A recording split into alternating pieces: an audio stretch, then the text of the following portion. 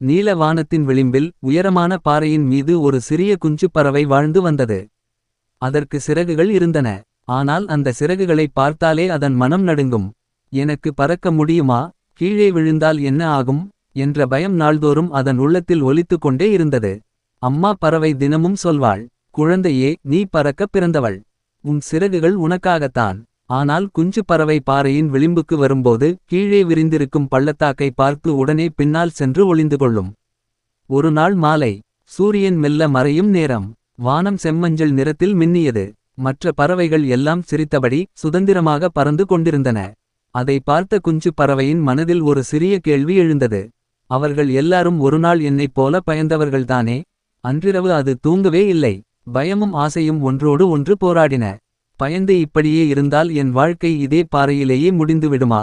இந்த எண்ணம் அதன் இதயத்தில் தீப்பொறி போல விழுந்தது. அடுத்த நாள் காலை, காற்று மெதுவாக வீசியது.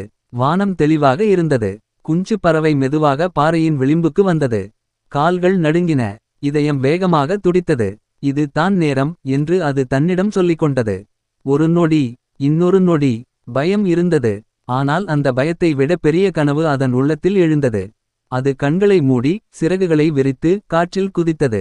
முதல் சில வினாடிகள் வீழ்வது போல தோன்றியது. ஆனால் அடுத்த கணமே காற்று அதன் சிறகுகளை தாங்கியது. அது மிதந்தது. பின்னர் பறந்தது. கீழே பார்த்தபோது உலகம் சின்னதாக தெரிந்தது. மேலே பார்த்தபோது எல்லையில்லா வானம் விரிந்திருந்தது. அப்போது தான் அந்த பறவை உணர்ந்தது.